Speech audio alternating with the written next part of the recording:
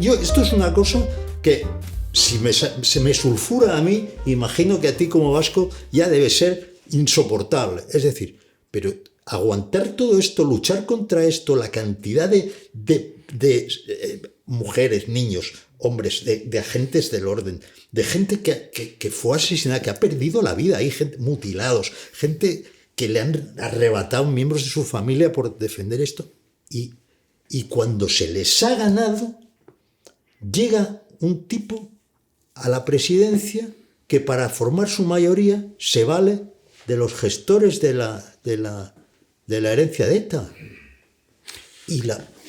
y les da, hombre, no les da la independencia de todas las cosas, porque la independencia no la quiere el pueblo vasco, cada vez que se pregunta lo dicen, pero les da un Estado sin los problemas de tener un Estado, todas las ventajas de tener un Estado y ninguno de los inconvenientes. Claro. En realidad no se les había ganado. Quizá el problema es anterior. Se nos dijo que se les había ganado y no se les había ganado. ¿Por qué? Porque lo grave no solo eran los métodos, que se dijo durante mucho tiempo. No, el problema no son los fines, el problema son los medios terroristas. No, los medios terroristas son un problema, evidentemente. Son una inmoralidad y un crimen.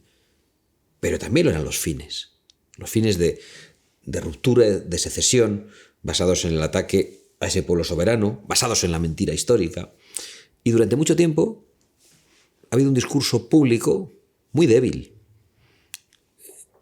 De hecho, el constitucionalismo quizá tenía algo de culpa en todo eso. O sea, bueno, mientras se haga respetando, no digo el constitucionalismo en concreto de algunas organizaciones, sino la idea esa constitucionalista de, bueno, respetando las normas, pues todo es defendible. No, todo no es defendible respetando las normas. Hay cosas que no se pueden aceptar, ni aunque las vote la mayoría, ni aunque se haga un procedimiento constitucional de reforma, no se puede aceptar. Hay cosas con las cuales cualquier país acaba... De hecho, no se acepta en ningún lugar del mundo. Acaba en las manos. Porque, claro, el único lugar donde se ha aceptado un referéndum de autodeterminación sin ser un país, una excolonia y tal, que ha sido Canadá, el propio Tribunal Supremo, que hace de Tribunal Constitucional allí, dijo, en primer lugar, que el derecho a autodeterminación no existía. Lo primero. Luego dijo, por principio democrático, si la gente aquí tal... Bueno, error. Ahora bien, el error se subsana con la ley de claridad, donde dice, eso sí, Canadá reconoce que puede ser dividido siempre y cuando la parte que se separa reconozca que puede ser dividida. Y de ahí sale la frase, el Quebec independiente no tendrá la forma de Quebec. Bueno, ya conoces de hecho aquello lo reprodujimos en su momento en el País Vasco. Cuando Ibarretxe plantea su plan Ibarretxe, que era pues la antesala del golpe separatista en 2017 en Cataluña, no tan avanzado, la respuesta que obtiene y que yo creo que resulta más demoledora para las intenciones separatistas de Ibarretxe es la de la Junta General de Álava, que le dice, el pequeño Parlamento Provincial en Álava, dice, si usted sigue avanzando, que sepa que Álava se separará a su vez de la Comunidad Autónoma Vasca. Y aquello fue demoledor. De hecho, yo tuve la fortuna de participar como portavoz en aquel debate en las Juntas Generales de Álava. Qué bueno. Fui el portavoz que defendió la posición y que conseguimos la mayoría de las Juntas Generales de Álava. Y claro, ese es el mismo argumento pues es que este es un punto límite. En todo caso, yo soy mucho más... sí, más tajante claro. en esto. No, a ver, eso ya es como lo que te digo es que este es el desesperada. único caso en que un tribunal con poderes de Tribunal Constitucional ha dicho, incluso después de explicar que no existía el derecho de autodeterminación, ha dicho, pero por el principio democrático, bueno, ese que se equivocó en eso tiene este problema. Lo de Tabarnia es lo mismo, parece una broma, pero lo que está diciendo es, el día que te separes, Barcelona y Tarragona se separarán de... Eso estaba bien por una razón, porque para el separatismo era muy feo apelar al argumento étnico y hablar de la lengua, de la raza catalana, que es lo que estaba detrás. Bueno, siempre ha estado detrás hasta Paco Caja en el libro, hasta hace 4 días. O de la raza vasca y los delirios de Sabino Arana. Entonces, como era muy feo, apelan al principio democrático. Hombre, es que si la mayoría quiere, entonces claro, eso como ¿La mayoría de dónde? ¿La mayoría de dónde? Decía, ¿por qué una región? ¿Por qué no en la provincia? No, porque eso no es un pueblo, Claro. sino no tiene la lengua. O sea que entonces estamos otra vez en la cuestión étnica, ¿no? Eso también lo cuenta Popper. Popper dice, bueno, esta idea del principio de determinación es un absurdo que no acaba nunca. Porque al fin, claro, Barcelona y Tarragona se van a separar y luego pues habrá Pedralbes y Sarriá dirán, oye, yo no estoy muy cómodo con los de Yo lo no tengo barrios, en mi ¿sabes? despacho, Sí. actualmente, en un juego de matrioscas. En la grande es España, dentro está Cataluña, Sí. Barcelona, después la ciudad de Barcelona, pues ahí creo que está el barrio de San Gervasi, después San está Gervasi, Pep. claro. Está Pep. Claro, que al Pep final dice, oye, se ha independizado mi barrio, yo... es uno. Es decir, el demos no se puede cuestionar. Cuando se cuestiona el demos, cuando se cuestiona el pueblo soberano, es que ya estás en guerra. Que además es un hecho, exacto. Claro. ¿Cuál es el pueblo soberano? El pueblo español. Lo es legítimamente, además. Pero sobre todo, lo es en la realidad. Porque es un pueblo soberano que ha hecho soberanamente lo que tenía que hacer y lo que quería hacer. Tú eso no lo alterarás nunca por la vía por la vía legal. Porque es incoherente con la cima Pero del ¿sabes, sistema sabes que eso es lo que legislativo. utilizan ellos? Dicen, es que nos dicen que por la vía legal no podemos, no nos dejan otra opción. Digo, pues sí, es verdad, es Exacto, verdad. no hay ninguna. No tenéis otra opción. Claro. Y conviene decírselo, no tenéis otra opción. Es que eso Para se- acabar con España vais a tener que utilizar la violencia. Es que esto... Y además que no penséis que vais a lograr la separación pacífica. Pero fíjate que esto es de sentido común para cualquiera que sepa historia y que conozca la ley. Sin embargo, parece que el que lo dice es el que está provocando. No, el que está provocando es el que ha hecho que yo me vaya de Barcelona a vivir a Toledo. Ese es el que está provocando. Entonces, lo tienen que tener muy claro. O sea, yo lo firmo, porque esto lo tienen que saber. Solo conseguiréis la independencia por la vía violenta. Bueno, en el caso de que la vía violenta la ganarais, entonces Claro, conseguiréis claro. la independencia. Evidentemente. Pero no hay otra vía. Antes, cuando hablabas del tema de mi tierra, de lo que había pasado allí, yo te decía que, bueno, es que realmente no han perdido. Claro, es que lo que han logrado allí con la sociedad es demoledor. Es que, de hecho, no hay sociedad. Han eliminado una parte importantísima de la sociedad. Bueno, el miedo sigue ahí. Los miles que han expulsado y el miedo sigue. Miedo sigue. Como cuando como cuando la mafia deja de matar en un sitio, pues la mafia deja de matar, pero la gente se acuerda de que la mafia mata. Entonces el miedo permanece. Y el miedo es tal que hay miedo, y había miedo, a reconocer que se tenía miedo. Claro. Claro, que reconoce que tiene miedo y dice, no, sí, aquí hay miedo. Ya está señalándose, ya está en un bando. Claro. Y allí no hay nada, es que allí los partidos de ámbito nacional, culpables de haber rendido el Estado en esas regiones españolas, hoy no encuentran quien haga sus listas. ¿Por qué? Porque la sociedad ha sido destruida, porque no hay nadie que esté en una posición social, o sea, un notario, el presidente de un pequeño club de fútbol, el presidente de la asociación de MUS de la localidad. No hay nadie que diga, yo voy a dar el paso e ir en las listas de una de estas fuerzas políticas. Porque curiosamente, las fuerzas políticas que han rendido el Estado allí se han autosuicidado en esas regiones. Han permitido que todo eso pasara. Ya no solo no teniendo la capacidad de luchar contra el hecho terrorista, sino legitimando a las fuerzas separatistas a las que llamaban democráticas, ¿no? Decían, ellos ni siquiera llamaban separatistas. Nacionalismo democrático, nacionalismo no democrático. Democrático ninguno. Separatismo, o sea que unos utilizaban el terrorismo y otros se aprovechaban del uso del terrorismo. Pero realmente eso es lo más demoledor. ¿Qué ha quedado allí? La reconstrucción va a tardar décadas o más. Hombre, yo no digo que sea imposible, porque además yo tengo esperanza y creo que estamos haciendo cosas importantes en España para que eso algún día sea posible.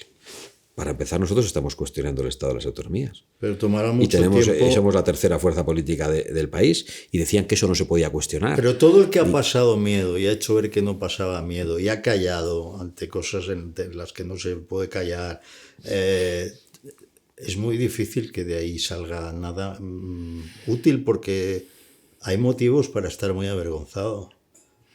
Quiero decir... Pero han estado muy solos. Yo recuerdo una ocasión que hubo un yo creo que era un motociclista, que le dieron la bandera de España y la rechazó para celebrarlo, creo que era catalán, Sí. que por cierto no era sospechoso de ser separatista, la rechazó y cogió la del equipo, alguna cosa así. Y hubo cierta campaña en las redes sociales contra esa persona. Claro, yo dije, pero ¿por qué le vamos a pedir heroicidad a un joven deportista cuando el Estado no es capaz de que la enseña nacional esté en los ayuntamientos de Cataluña? Del Estado, claro. Claro. Entonces, tú, que eres el Estado, a través de tus medios de comunicación o de otras fórmulas, vas a reprochar a un periodista, a un deportista que no se atreva a tener un gesto, no ya de valentía, de heroicidad. Sí. Pues no estamos en condiciones de exigirle a nadie la heroicidad cuando el Estado, que es la herramienta más poderosa que tiene la sociedad para garantizar la cohesión. El Estado pilotado por el PSOE y pilotado por la otra socialdemocracia. Claro, PP, y cuando no era socialdemocracia. Cuando no era socialdemocracia Claro, también... eso ha sido así. Hay una responsabilidad común que yo confío en que poco a poco, bueno, esto se puede ir cambiando. Me preocupa todavía cómo ven algunos a esas fuerzas separatistas, ¿no? Sobre todo las fuerzas separatistas catalanas, parece que se han suicidado en el golpe del 17, pero como el PNV todavía parece que no lo ha hecho, ¿cómo les ven algunos? ¿Qué respetabilidad tienen en los salones de Madrid? ¿En qué tono hablan en la tribuna del Congreso? Hay que verles. Además van dando lecciones. Hablan como si fuesen gente respetable. No, y como si tuvieran un ascendiente democrático sobre los demás. Claro. Desde la atalaya de su aranismo, debe ser, ¿no? Sí. Y los otros desde el ascendiente de su golpismo. Porque lo de Cataluña es impresionante. O sea, está lleno de catalanes profesionales que ponen cara de catalán. Oye, yo soy catalán y no voy poniendo cara de catalán, ni pretendo que tú me debas dinero porque yo soy catalán. El catalán profesional te hace sentir que le debes dinero allí donde va. Porque, oye, que no es broma, te lo digo en serio. Estás en deuda con él. ¿Por qué? Porque sí, por principio. Y entonces, a él no se le pueden aplicar las mismas normas que a los demás. Porque viene con un viejo agravio que tiene que ser compensado. Pero claro, tú a esta gente, en vez de ponerla en su sitio, ¿qué haces? Les quitas el delito de la malversación del Código Penal para que no tengan ese delito en sus antecedentes. Les rebajas la secesión a nada. No, al revés, les quitas la secesión y les rebajas la malversación. Les indultas. Echas a las fuerzas y cuerpos de seguridad. Les homenajeas, les haces tus socios, les echas a las cuerpos de fuerzas de seguridad, a los cuerpos y fuerzas de seguridad. En el caso del País Vasco, le das las competencias de prisiones al gobierno vasco para enviar allí a todos los etarras que quedan y para que sean el propio partido, el propio gobierno vasco, el que los excarcele. Es decir, y mantienes un autogobierno económico con un cupo calculado injustamente y convertido en un privilegio. Y que votan y aplauden con las orejas todos, de izquierda a derecha. Eso es. De izquierda a derecha. Bueno, esto es fantástico porque, claro, parecería que la forma de que te vaya bien en España es chantajear, quejarte, incumplir la ley por sistema, hacer imposibles las cosas. Es que ¿cómo van a conseguir luego que alguien vaya a sus listas? Normal, la gente allí dice, no, mira, déjalo, que ya me hago del PNV, que es mucho más rentable. Es más rentable. Que no me va a insultar nadie por la calle, que voy a parecer más respetable. ¿Qué voy a hacer? ¿Ir en tus listas? Pues aquí lo rentable para que luego me me llames desde Madrid y me digas, oye, no, esto que has dicho de los separatistas, yo eso lo he vivido. Claro. Me acuerdo de una ocasión, voy a contar una anécdota un poco concreta, que el pobre Carlos Iturgaiz, cuando estaba en el PP Vasco, hizo unas declaraciones sobre Arzallus. Bueno, no, duras no eran, dijo solo que chocheaba. Bueno, pues recibió inmediatamente la llamada a capítulo diciéndole que tenía que rectificar y pedir disculpas. ¿Por decir que chocheaba? Sí. Claro, en el momento del pacto... Podía haber dicho más cosas. Bueno, cosas mucho más gordas había que haber dicho y algunas se decían, pero en aquella ocasión recibió la amonestación con Aznar, y se le exigió una rectificación. No la hizo. Se mantuvo firme y menos mal que se mantuvo firme. Bueno, a Vidal Cuadras lo echaron, ¿eh? Bueno, claro. En la misma época. Claro. Sí. Oye, igual nos estamos yendo a nuestras cosas, ¿no? Sí, nos estamos yendo un poco, pero para tomar más perspectiva, porque a mí lo que me interesa es que en una actividad tan desprestigiada como la política, es bueno recordar a la gente, a todos aquellos que dicen todos los políticos son iguales. Bueno, primero, el día que tú consigas cargarte a todos los políticos, saldrán unos que serán los políticos y te seguirás diciendo que todos son iguales. Segundo, ni de lejos todos los políticos son iguales. Hay políticos que han dado la vida, que hay políticos que se han comprometido, que lo han arriesgado todo. Hay políticos... Oye, yo vi hace poco unas imágenes tuyas muy jovencito en la facultad enfrentándote a una pandilla de energúmenos peligrosos. O sea, aquí no todos los políticos son iguales, porque para algunos la política ha sido la forma de ganar un sueldo que nunca ganarían y para otros ha sido una manera de sacrificar el sueldo que ganaban. De entrada ya no es lo mismo. Para unos ha sido la manera de ser respetado en su entorno y para otros la manera de que te señalen en tu entorno por defender ciertos valores. Así que por favor la gente se borre de la cabeza esa idea de que todos los políticos son iguales, ni muchísimo menos. Hay políticos que cuando su jefe es su jefe, le besan los pies. Y el mismo jefe deja de serlo y a los 2 segundos no le miran a la cara ni se acuerdan de su nombre, ¿no? Eso está muy a la orden del día. Muy a la orden. O sea, no todos los políticos son iguales. Vamos a los grandes políticos. Eso es importante tenerlo en cuenta como jefe, ¿eh? Sí, es claro. No, porque hay ese prisma es bueno. Porque hay quien piensa que tiene, cuando está en política, tiene el poder. Digo, el poder igual te tiene a ti. Porque en cuanto has coincidido en el mismo plano, pero en cuanto se mueve el plano, te quedas sin el poder y ya eres lo que era siempre. ¿Tú te has imaginado a ti mismo con tus diputados dándote la espada para no mirarte? Sí, yo lo he pensado casi todo. No con alguno en concreto, sino en general. No, como pesadilla. Como idea. Porque es que hay un político que lo vivió eso. Yo la convicción... Y es como una pesadilla. La convicción de que es muy difícil salir bien de la política, la tengo. Pero bueno, ¿yo a qué aspiro? Más que al aplauso de los compañeros, que con lo que poco que puedo hacer. No sé si en estas responsabilidades de oposición o en otras pueda tener el respeto de los compatriotas que me han dado su confianza y sobre todo el respeto de mis hijos.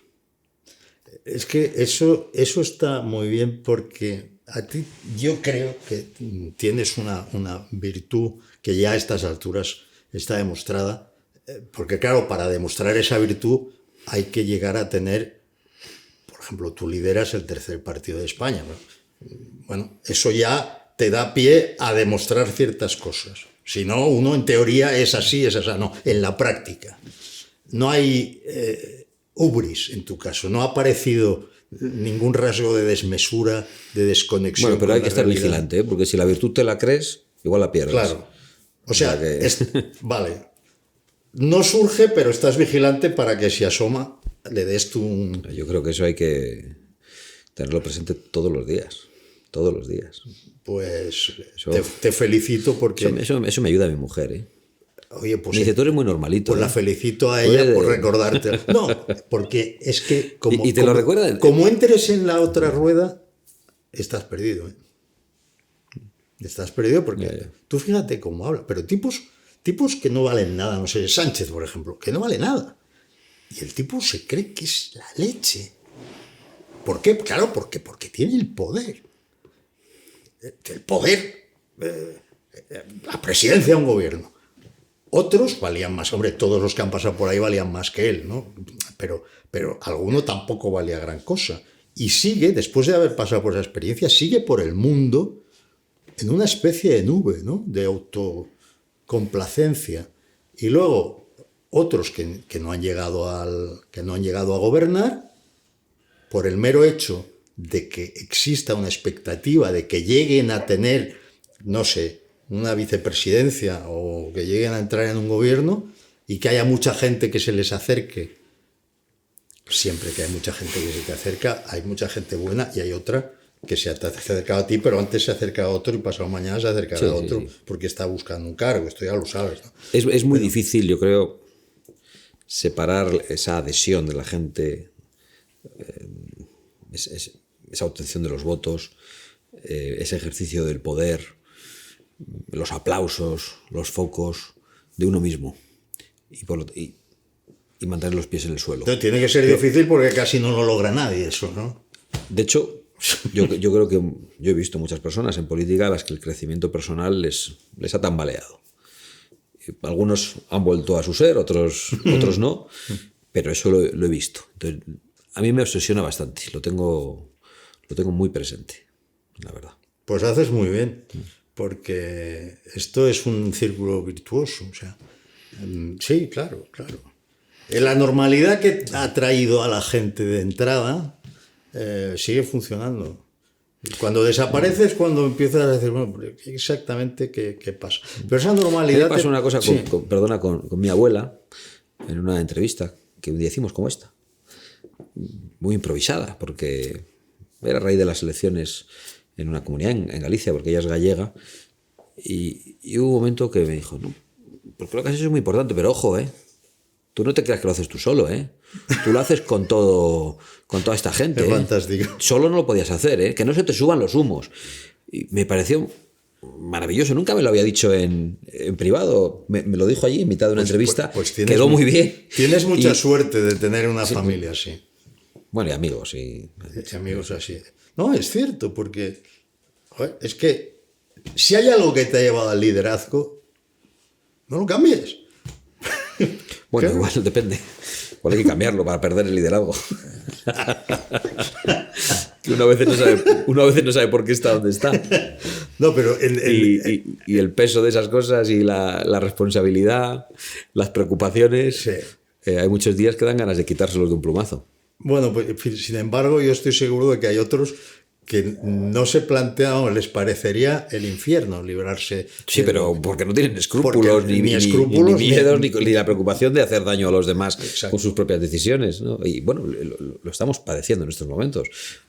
Yo realmente no podría salir a la calle ni mirarme en el espejo.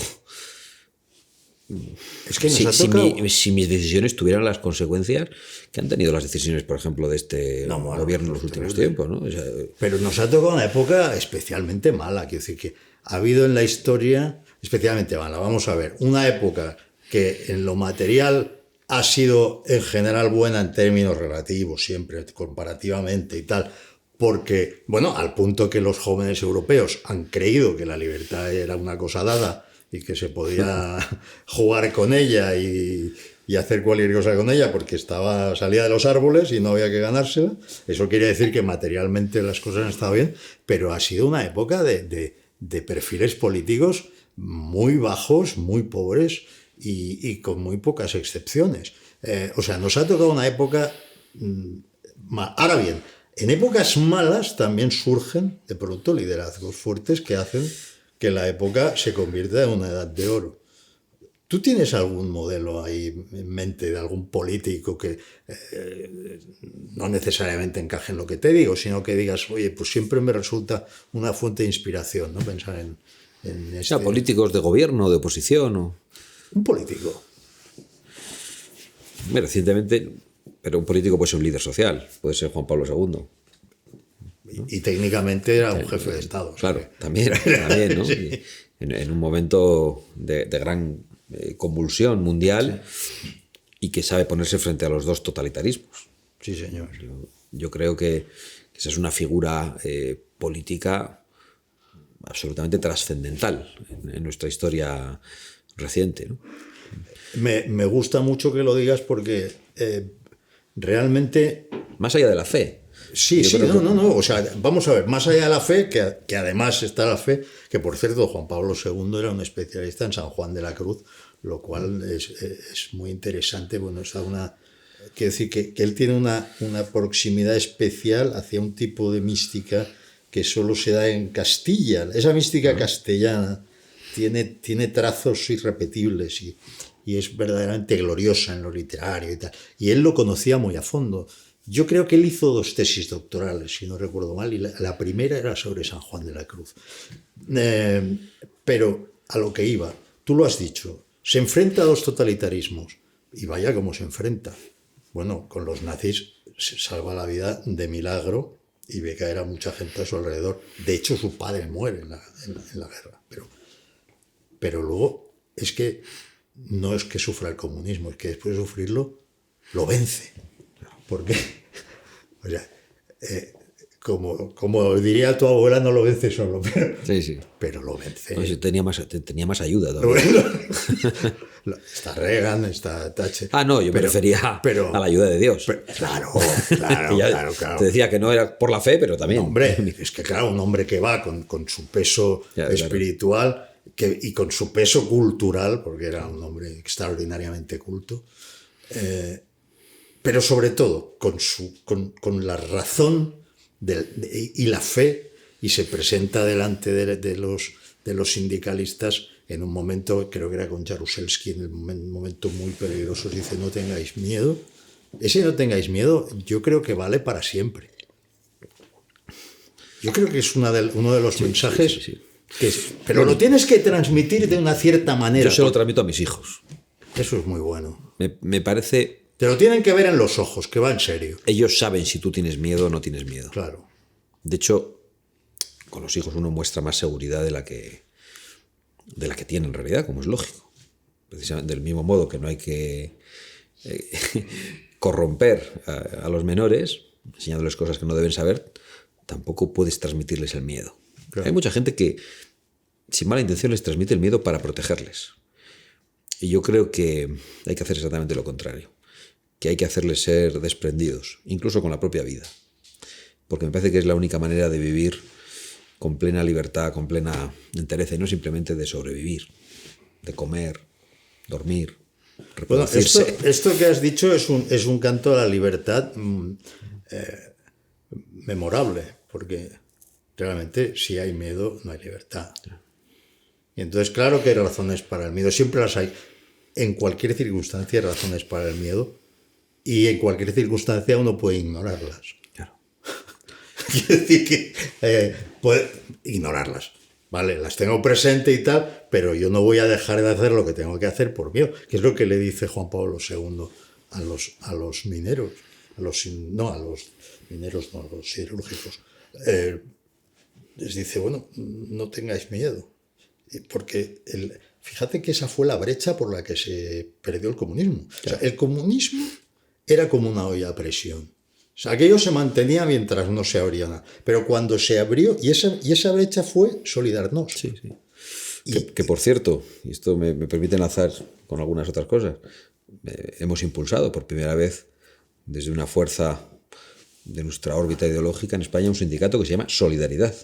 Sí, precisamente. Y eso es una cosa que se os ha criticado mucho. Sí. Y me extraña, porque el derecho a crear sindicatos está reconocido por las Naciones Unidas. ¿Qué pasa con eso? O sea, y además, ¿a quién preocupa tanto? Pues mira, yo creo que preocupa, en primer lugar, a los viejos sindicatos de clase que piensan que los sindicatos tienen que ser izquierdistas, ateos, y todo lo añadido ahora a la izquierda. Y amigos del marisco. Claro. Y otros pensamos que puede haber un sindicato anticomunista, hay trabajadores con distintas cosmovisiones, distintas ideas políticas, distintas fes, y creemos que este sindicato da representación a los trabajadores, les da voz a algunos que no la tenían o que estaban secuestrados por esos sindicatos de clase que en realidad no le representaban. ¿Y podéis conseguir un volumen? Bueno, yo creo que es muy difícil, porque además tiene enfrente a toda la actual maquinaria sindical y mediática, incluso la desconfianza de algunos que se llaman liberales y que piensan que no puede haber un sindicato. Bueno, ahí he oído yo muchas críticas en el entorno liberal. Y por eso, mira, voy a hablar de otro personaje histórico con el que yo también me identifico y que valoro mucho, que es José Calvo Sotelo, que yo creo que supo comprender el problema de los trabajadores y unir desde la derecha esas dos preocupaciones. Y al final, ¿qué padeció? Pues el odio socialista y la incomprensión de los otros. Yo creo que también le llevaban a muchas cenas de esas, como me pasa a mí, le decían lo que tenía que hacer, ¿no? Y precisamente le despreciaban o le veían con desconfianza por haber intentado resolver el problema social, por tener esa sensibilidad. Es que tenía una preocupación social evidente, aparte que no olvidemos que él en eso no engañó, siendo el ministro en la monarquía de Alfonso XIII, estaba incrustada ya en la época de la dictadura, se incrusta el PSOE en el aparato del Estado de la dictadura. Es decir, el PSOE que se las da de haber sido siempre el más avanzado, se comprometió con la dictadura de Primo. Estaba allí Largo Caballero, ¿no? De una forma, sí, exactamente. Al que hace poco reivindicó Pedro Sánchez, claro, ocultando por supuesto esas cosas. El Lenin español, claro. Largo Caballero. Menudo tipo. El otro día estaba viendo unas imágenes, bueno, ahora nos iríamos de tema, pero hay unas imágenes del día que se presentó siendo jefe de gobierno, con cámaras de televisión de varios países europeos y con su corte delante del Alcázar de Toledo para volarlo con dinamita y que por fin dijeran, bueno, pues ya han acabado con el Alcázar. Y con las cámaras delante dinamitan aquello y no salió nadie del Alcázar. Y son unas imágenes impresionantes. Pero bueno, ahora nos vamos de tema porque, claro, esto que acabo de decir igual se convierte en algo susceptible de ser multado, porque hay una memoria histórica que tenemos que guardar, y hay otra parte de la historia que tenemos que olvidar por decreto. Bueno, dicho, naturalmente lo digo en broma. O sea, lo dices en broma porque no nos vamos a callar. Nunca nos vamos a callar. Vale. Es que ¿cómo nos vamos a callar? O sea, no nos vamos a callar nunca. Entonces, yo creo, o sea, yo entiendo que tanto la izquierda como el nacionalismo y también los bienquedas de la nueva socialdemocracia piensen que olvidemos esto y tal. Pero bueno, sí, olvidemos esto si lo olvidamos todos. Claro. Si mantenemos tu memoria, no lo podemos aceptar. Claro. ¿Por qué no? Porque es que simplemente es imposible. Acabo de ver que en el gobierno balear han aprobado un servicio de asistencia psicológica a las víctimas del franquismo. Y digo, pero mi abuelo, que fue represaliado por el franquismo, porque era jurídico de la Armada republicano, y que no le dejaron ejercer nunca como abogado, aparte de pasó por la cárcel, murió hace 43 años. ¿Cómo vienes tú ahora a darle un servicio de asistencia psicológica? Pero es que ¿esto qué es? Bueno, es un insulto, pero... Es un insulto. Volvemos a lo mismo.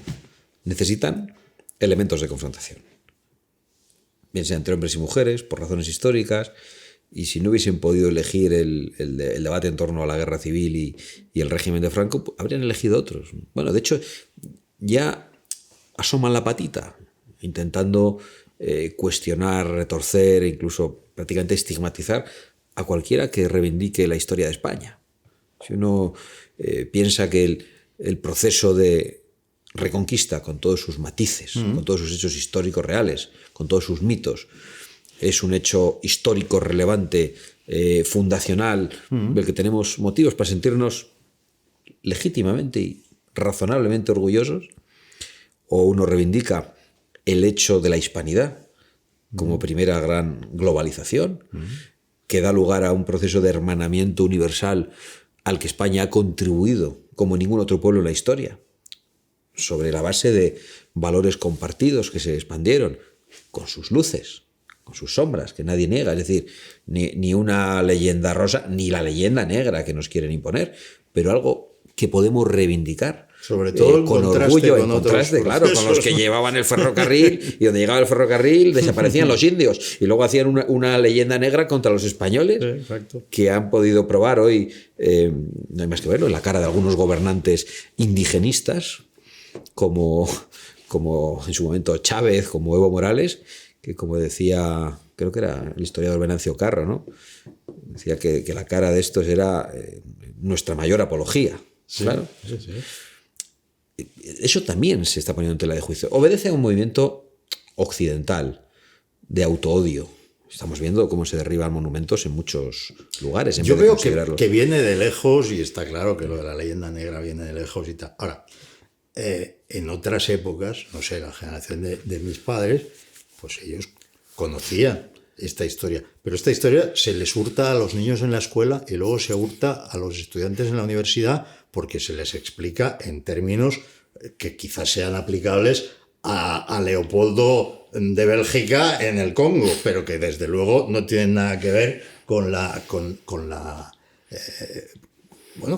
expansión del Imperio Español, no con colonias, sino con una España que va creciendo y va creciendo por encima de los 20 millones de kilómetros cuadrados, que se llena de escuelas, de catedrales, de orquestas, de coros, de hospitales. Pero es que ahí están los mestizos, es que ahí está la realidad. Bueno, me he acordado ahora de la frase de Venancio Carro. Dice, la cara de los actuales hispanoamericanos es un documento viviente y nuestra mayor apología. Claro. Pero entonces, yo hay una cosa que no me explico, es decir, teniendo esto, cualquiera lo tiene al alcance de la mano si en vez de leerse el libro de texto se lee un libro normal sobre la historia de España. Claro. Hay 1 millón que puedes coger, leer y dices, vale, esto es lo que España hizo. ¿Qué pasa aquí? O sea, ¿qué complejo impide a la gente siquiera reconocer obviedades como esa?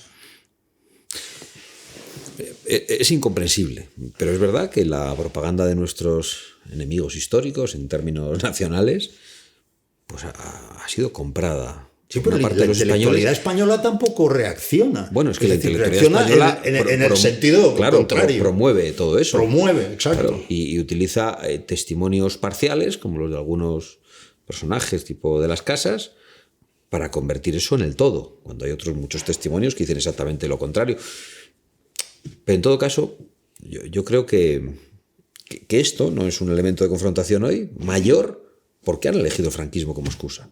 Si no estarían ofreciendo asistencia psicológica a las víctimas de la Reconquista y de la evangelización de América. Sí, y lo cierto es que, hombre, yo a veces pienso, la explicación de esto es que nadie sabe nada sobre el asunto, lo cual me llevaría a la idea de que nadie lee nada.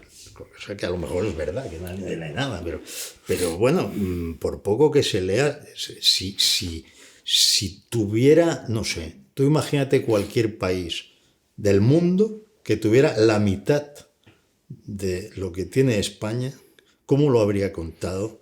¿Qué películas habría producido? Bueno, el ejemplo es Estados Unidos, una historia cortita, infinitamente más reciente que la nuestra, discreta, y con unas producciones espectaculares. Bueno, hemos tenido que ver cómo precisamente algunos norteamericanos han sido los que han tenido que hablar de la gesta de los españoles, ¿no? La película de Gibson sobre Apocalipto. Bueno, Apocalipto, que es por primera vez la gente vio en el cine lo que eran aquellos, el buen salvaje. Lo que era el buen salvaje. Sí. Es una pena, porque realmente podríamos ofrecer algo al mundo, al arte pero fíjate, y a las próximas generaciones. No quiero que nos porque yo creo que pero... igual que una persona sin autoestima no puede ir a ninguna parte. Un pueblo sin orgullo nacional, pues tiene los pies de barro. Pero se han encadenado cosas. Primero, una escuela donde han entrado justamente aquellos que van a adoctrinar, no a educar, y que les adoctrinan básicamente en sentimientos, reacciones ante ciertas palabras, reacciones de indignación, de llantina, de miedo. Ahora han generado la ecoansiedad con Greta, todas estas cosas. Luego, una universidad donde se explican estas cuestiones históricas a partir de doctrinas ideológicas específicas y eludiendo todo lo que no pase por esta visión del mundo. Porque ellos estudian, como tú sabes, incluso ahora en los esquemas del currículo de secundaria, no se enseña la historia cronológica. Se enseña por bloques de oprimidos, o sea, la historia de la opresión, ¿no? La historia de la humanidad es la historia de la opresión. Eso es marxista de fondo. La historia de la humanidad es la historia de la explotación del hombre por el hombre. Ahora ya no es del hombre por el hombre, es de segmentos por otros segmentos, de identidades por otras identidades.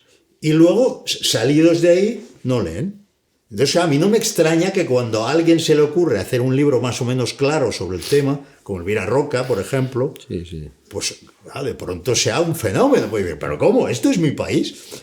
Pero te lo tenía que haber dado. Fíjate que en Francia están mal, pero estas cosas no les pasan. La gente conoce su historia. Bueno, de hecho han tenido que venir a España a montar en Toledo un espectáculo histórico sobre nuestra propia historia, una empresa francesa. Sí. Yo creo que aquí no solo hay que hacer una crítica a las instituciones, sino incluso una crítica a la responsabilidad nacional y patriótica de las élites empresariales españolas. Sí, Eso también, otra dejación importante. Que muchas de ellas nos dicen lo que tenemos que hacer. Claro. Hay que hacer. Bueno, para conseguir los éxitos. claro, pero es que ellos también pueden hacer muchas cosas. Todo sí puede. Es que deberían. No para un partido, no. Para España. Es que deberían. Pero bueno, es verdad que también hay que ofrecer otro contexto, no el que ofrece el actual gobierno. Sí, pero tú crees, vamos a ver. A mí me parece que algunos vamos a dar esa lucha porque somos tenaces y pesados. Y la vamos a dar, guste o no guste. Pero, ¿tú crees que podemos ganar? Yo estoy seguro de que vamos a ganar.